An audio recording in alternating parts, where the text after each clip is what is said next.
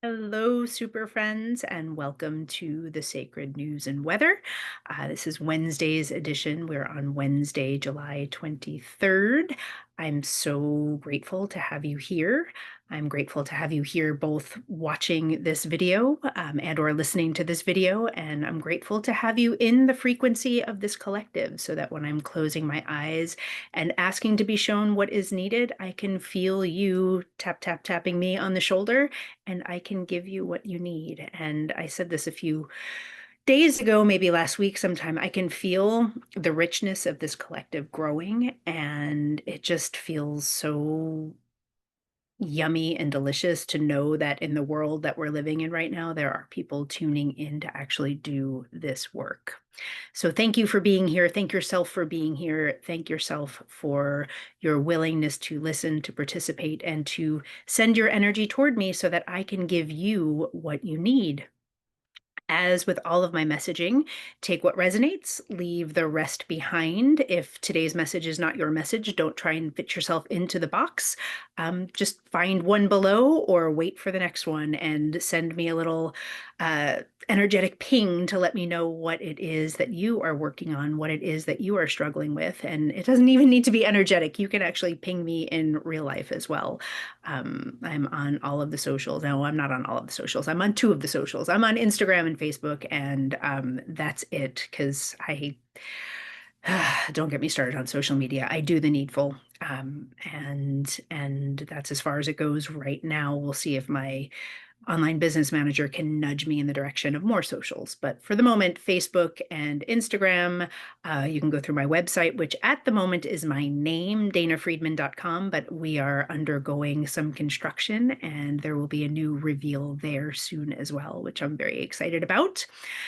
And I think I'm babbling, so I think I'm going to be quiet and move into today's message. Know that whether you're catching this in present time or in present space, or in a different time or different space, you are receiving this message when you are meant to receive it. These messages are timeless and they are for you when you know it's for you and when you're tuning in. All right, so I'm just going to close my eyes here and I'm going to just bring myself back into the energy of this collective. And what I'll say is this. I met with my Earth and Ether collective this morning, one of my groups that I co-teach with Eden St. Clair. And there were some really beautiful questions today. Today was our Q&A session. And one of the questions that came up, I feel like the thread of energy that I've channeled into for our collective is very closely tied to the energy of that question. And so the question that came up is, okay, if we have ancestral lines and we have past lives, we're carrying a lot of weight. What do we do with all of that weight? And that wasn't quite the question, but close enough. And so when I was feeling into the energy of this collective, I feel like what was answered, what I saw, what I felt was coming through in direct relation to that question, but for you, if that makes sense. So the person who asked me that question, it's almost irrelevant where that question was coming from because the answer that I was shown, what I was shown for our collective today, is in direct reflection of what I'm feeling here, which is, in all honesty, a blockage to our healing. So I'm going to stop there for a moment and I'm just going to say that again. What I feel is a blockage in our path to healing. Now, the image that comes is the Seven of Wands, which isn't always a blockage in healing. It can sometimes, we move into the sevens, we come out of the balance and the stability of the sixes, and it's like, and the rewards of the wands, of the Six of Wands. We have been recognized for something that we have done. And when we move into the Seven of Wands, it can often mean like the feeling is like the haters are going to hate. The feeling is that people are looking at you with some jealousy and some envy. And I'm bringing that forward because that's not that's one interpretation of the card, but that's not what I'm feeling here today. What I'm feeling here today is a blockage in your healing, which is related to that lack of communication that I've been speaking into for the last many sessions now, that thread of energy where something wants to be communicated, something wants to be said between you and another or you to yourself, and we're not having the conversation and there's a blockage. And so the blockage that I'm feeling is less about communication today and more about this feeling of, ugh, if I choose to go down this path, it's going to be so much work. And that's really what I heard when I felt into the energy of the collective around our healing today. Ugh. If I choose to heal, it's going to be so much work. Now, I want to bring you back to the question that my client asked of the collective around ancestral lines and past lives and the weight that we're carrying, because it's relevant to how we're going to clear that blockage, how we're going to get through that feeling of, so much work. And I feel like we've been dancing around the answer for the last two sessions, the last two messages as well. And it's the recognition of a spiritual truth. So not a human truth, but a spiritual law, if you will, that time is not linear. Time and space are not linear. I've probably said this a dozen times already, if not in every message that I've given to you. Time and space are not linear.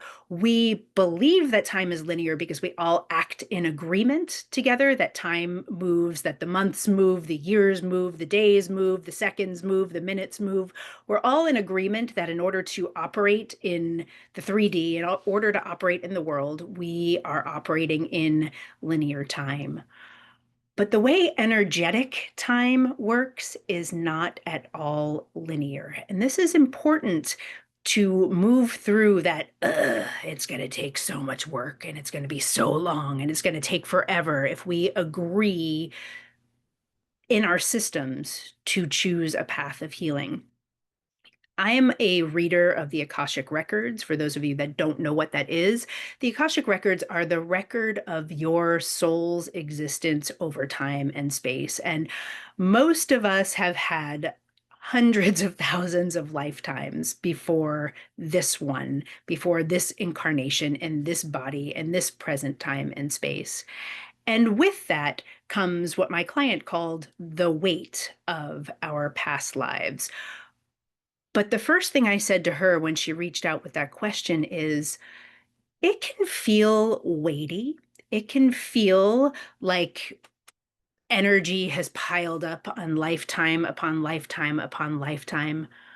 But I want you to know that in each lifetime that your soul chose to enter, your soul is growing.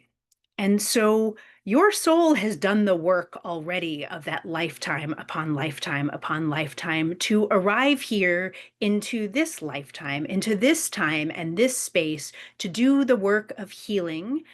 And it's not just healing, by the way, it's healing and expansion in this lifetime. And because time and space are not linear, the healing that you do in this lifetime has a ripple effect all the way through all of the lifetimes that your soul has led. So that if you lived in the 15th century and you were a peasant and you were in a ditch and you died, that doesn't mean that you are carrying the weight of that lifetime in this lifetime necessarily.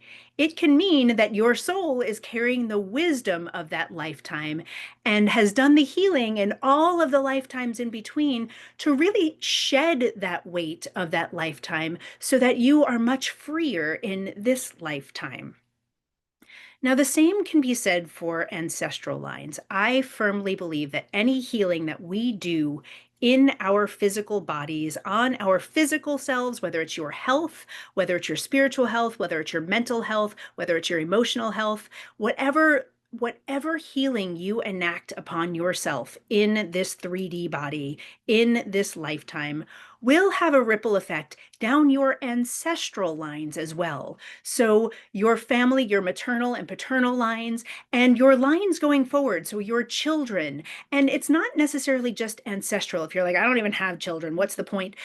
It's energetic as well, so that any healing you enact upon yourself in this lifetime, it will move down your line of ancestors and it will heal the wounding that your ancestral line has carried through generation after generation after generation. And it will move forward beyond you, which is why I say that your personal healing is not selfish. Your self-care, and I'm not talking about manicures and pedicures and massages, your true self spiritual care is not selfish. It is actually the most generous thing you can do for all of humanity, is to take the time to heal yourself. And I'm hearing it again, but it's going to take so long. It's going to be so much work. And this is where I want to stop you and say, is it?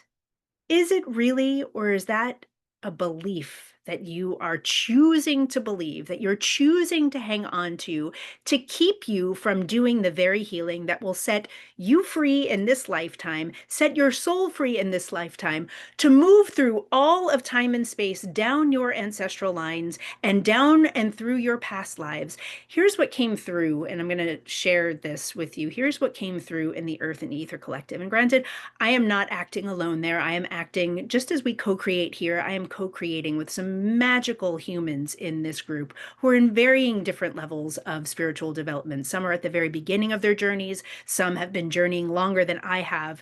I'm blessed that they're choosing to spend their time with me, and I'm co-creating with Eden. And so the two of us are moving back and forth together, having a dialogue. And in that group today, what came forward, and by the way, I read Akashic Records with Eden at my side, whether it's in the physical space or we are meeting on Zoom. She is the one who holds the space for me and helps the client ask the questions so that I can stay in. I know that you see me with my eyes closed, and I know that you notice when I open up my eyes, I come out of where I am channeling. And Eden and I read together so that I don't have to come out of the channeling. I can just be. And what came through today in answering this question, which is relevant to you, is that I could see where we don't have to relive something. We don't have to relive a past life to heal a wounding in a past life in order to have that healing happen. The healing that we do here, I could see where and why and how it moves down that line. So that peasant in the ditch who died in the 15th century, no longer, you don't have to go back to that lifetime to do it again to get the healing. I could see where the healing that happens here allows that peasant to never get to never get into the ditch in the first place. The healing that we're doing here moves through time and space, and it affects the version of your soul that had the lifetime it did however many lifetimes ago. And for some of you, you're like, whoa, Dana, you are the weirdest person on the planet. And some of you are like, hell yes. If the hell yes is you, ping me, reach out to me. We'll talk some more. I've got more programs coming for you in the fall, which is reminding me right now. A few of you have asked me how to work with me, and what I want to let you know is that is coming. I am taking the summer largely off from all of my work to be with my children, but I'm in the process of creating offers for the fall. So stay tuned. There will be offers posted below in these videos. Right now, I'm just channeling these messages for you. Anyway, coming back to that peasant in the ditch who no longer even got in the ditch in that lifetime because of the healing that happened in this lifetime. That is how I believe, how I see energy, how I feel time and space, and how your healing does not have to take the rest of your goddamn life to do if you choose to do it now. Now, In our Western culture, you're gonna laugh. I'm laughing because the image that I'm seeing is like the Sears washing machine that was built in 1972 and like was basically in my house when I bought my house and it was still running, and that I've been through two more washing machines since then. When that one died after 30 some odd years, and I replaced it, I then had to replace it again because of Western culture, because of the way things work in our culture, where what used to be built to last now is built to very specifically fall apart so that you need to buy a new one. Well, I feel like, and this is not a dig on therapists, and I'm not broadly stating that all therapy is bad or wrong or all Western culture is bad or wrong. So please, somebody's going to hear it that way. What will be will be. But modern therapy is designed to keep you in need, to keep you needing someone to help you unpack your bullshit, to help you in each 50-minute hour take a storyline, pick it up, turn it over, look at it from all angles, and create a new story that feels just a little bit better than the old one that you can then bring to the appointment next week or the following week, and you can mull over from all angles at the 50-minute hour. Now, I know that all therapists don't do this, and again, this is not a broad generalization, but it's what's coming through now that I feel like has led culture to believe that healing has to be this long, drawn out process of looking over every thought form and creating a new thought form around it so that we can hold it differently. And maybe, just maybe, by the time we're dead, we will have forgiven our parents. But maybe not. Maybe we've just come to a new thought form of, yeah, they suck, I suck, it all sucks, we die. I'm sorry, that's a little bit bleak, but that's kind of the vibe that's coming through here. That if that's the blockage that's coming through here, if we choose to unpack the things that we're being invited to unpack right now, it's going to take the rest of our damn lives and we're going to die anyway. And I'm calling bullshit on it.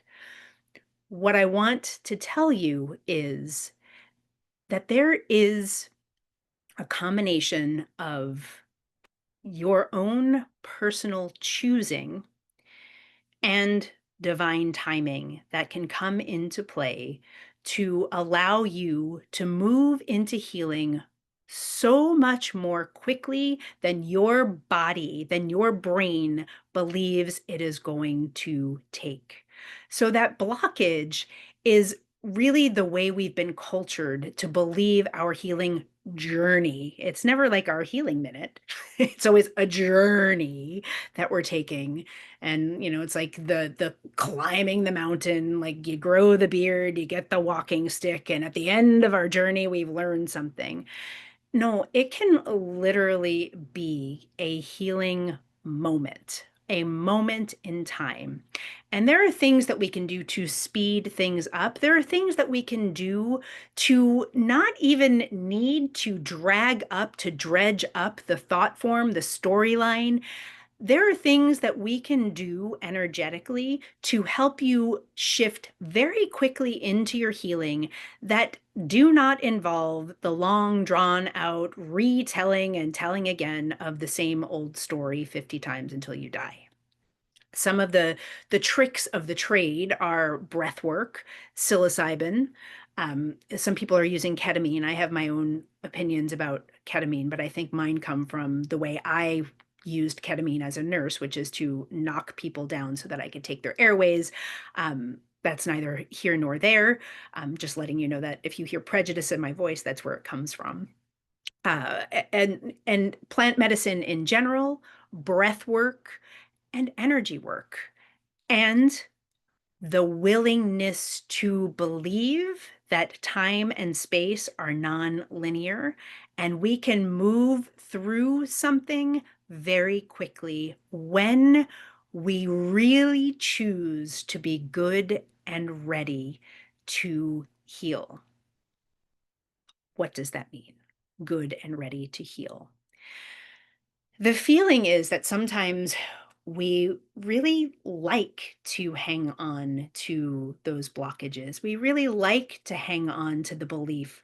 We really like to, and I'm hearing what we tapped into last week, the devil you know. We really like that devil because although it keeps us miserable, it's a known misery. And so we just want to hang on to the patterns. We're like not, we're like, yeah, I want to heal.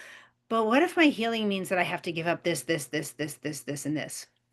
Yeah, what if it does? What if what you get for giving up this, and this is infinitely greater, infinitely more expansive, infinitely more filled with love and wonder and joy than any of those things that you thought were bringing you wonder and joy and pleasure while you were stuck in the old patterns, in the old ways, in the old pain. So there's something there as well.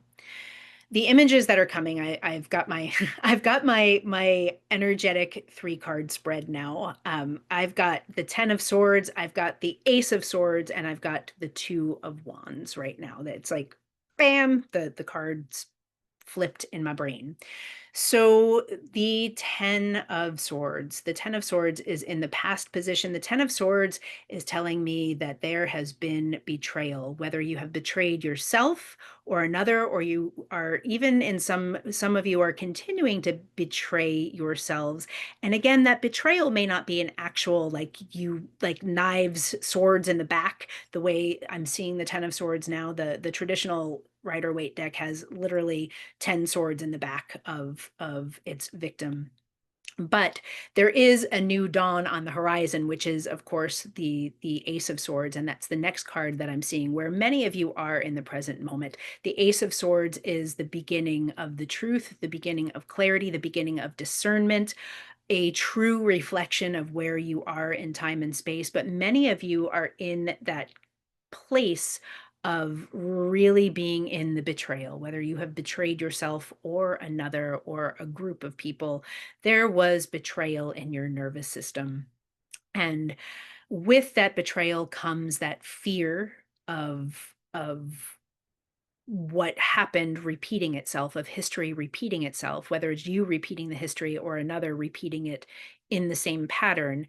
And yet, in the background of the 10 of Swords is that feeling of new dawn. This was the worst. This was the proverbial dark night of the soul, which I'm hearing like I could go down a thread about that right now.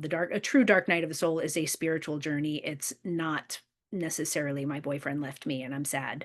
Um, and I'm putting a pin in that thread here because I don't want to go there today. But there has been betrayal, and we are now coming through the betrayal into this moment of clarity, this moment of truth. We are, many of us are looking in the mirror at our own bad selves and really looking deeply at the role that we play in keeping ourselves stuck. It's like directly above that 7 of Wands energy. Like the way we're looking in the mirror, we're looking at the way we keep ourselves stuck, the way we keep our healing at bay. We put it out in front of us like, oh, I'll get there. I just need to do this first. Or I just like we just keep putting it a little further out because it just feels a little too hard.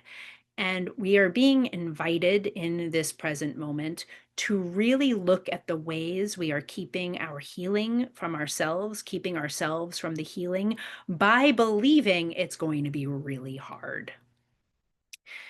Now, I do feel the need to address the fact that it may be difficult. You may need to look at very difficult aspects of your own bad self, aspects of the person you love, the people you love, aspects of the job that you're in, the community you're in. I just got an image of, I feel like there's somebody here who's living maybe in a communal household and something just came through there. There's a truth that wants to be faced about living in community that isn't working for you.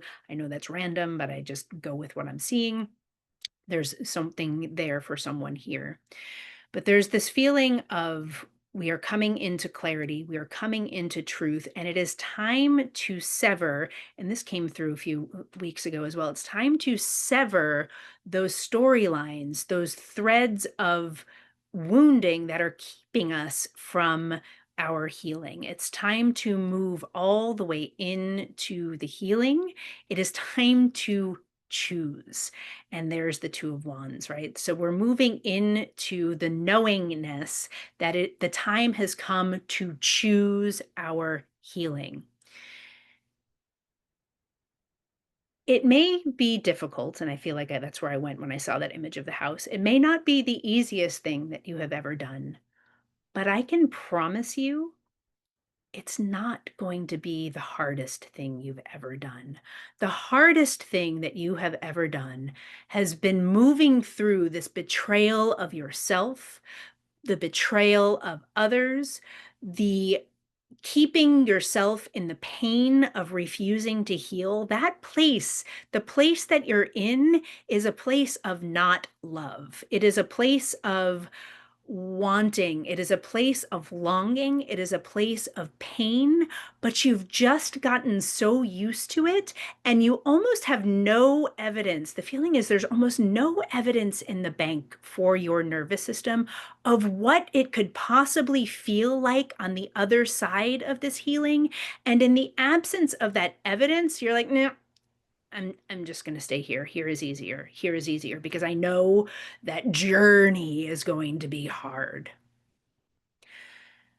This message is to impart the idea that it can happen like this. Your healing can happen like this, but you have to choose.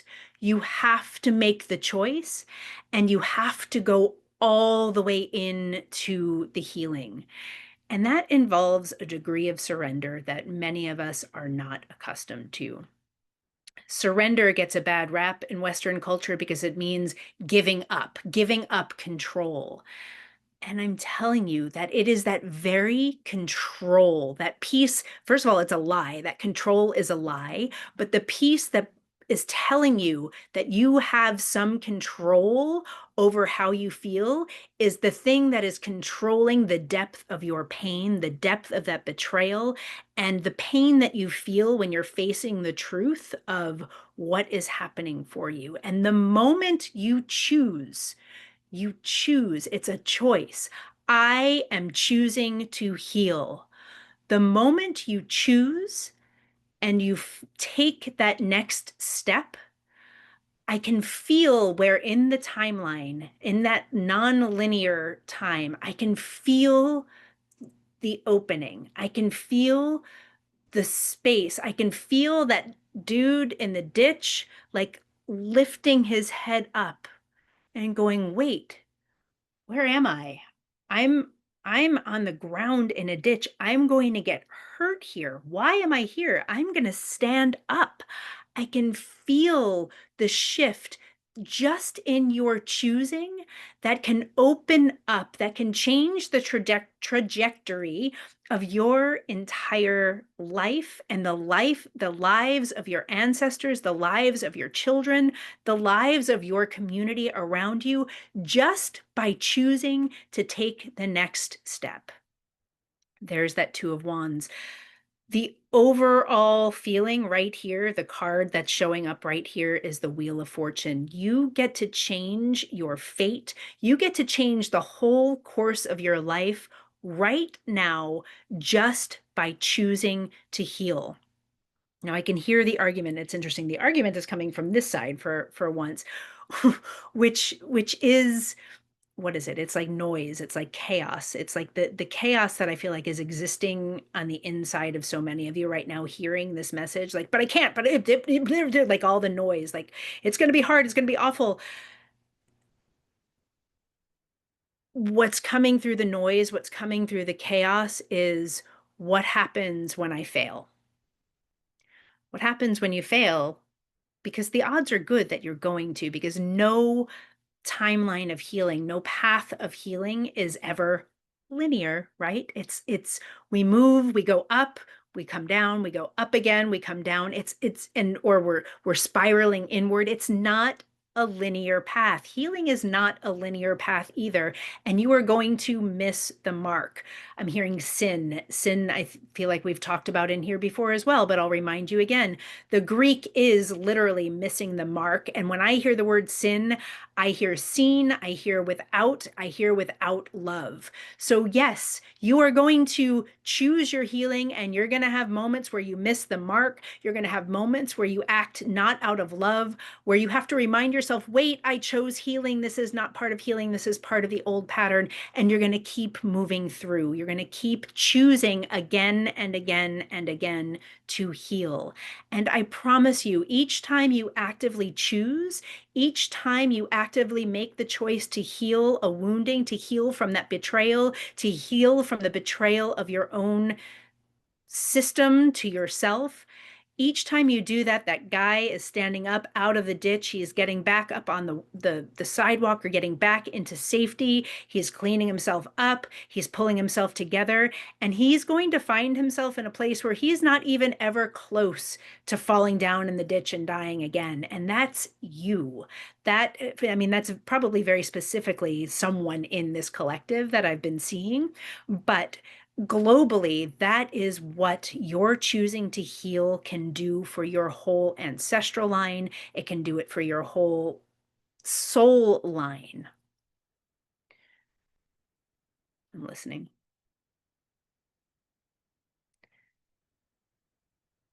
Yeah. I'm not sure if I said this earlier when I was channeling or not. I believe I did, but it's worth repeating because it's coming back again. And it's that feeling of you are not just carrying the weight of your wounded ancestors. You are not just carrying the weight of the time that we have chosen to incarnate, to come into these bodies. And we've chosen a pretty challenging time to come in. I believe that we are at a crossroads of humanity right now, and it's probably one that we will never get to see the complete trajectory of in our lifetimes. Our children probably won't know the complete trajectory of the way we are changing as humanity in our lifetime, in their lifetime.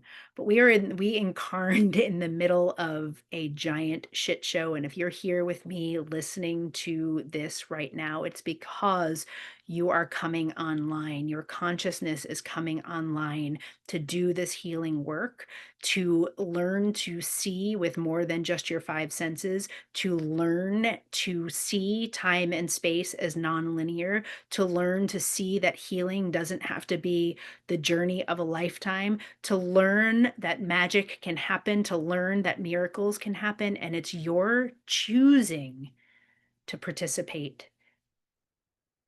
You're choosing love, you're choosing healing, you're choosing yourself in not the selfish way, but in the most unselfish. You're choosing to offer all of your stinking, dirty parts, all of the love that you could possibly offer and heal. You are choosing to contribute to collective humanity, to the love of the collective, to the healing of the collective in profound ways. And be quiet for a minute to see if there's anything else that wants to come through. But I feel like we are complete. Thank you so much for being with me. Please like, share, subscribe, tell your friends. Come hang out with me again. I'll be here live on Friday, or not live. There's something to think about. Maybe that was a happy accident. Maybe I'm supposed to do one of those live premieres so that I can chat. My problem is that if I do that, ooh, I think I might be solving a problem. I'm going to take that between myself and come back to you on Friday in some way, shape, or form. Come hang out with me. I love you all. Thank you. Bye bye.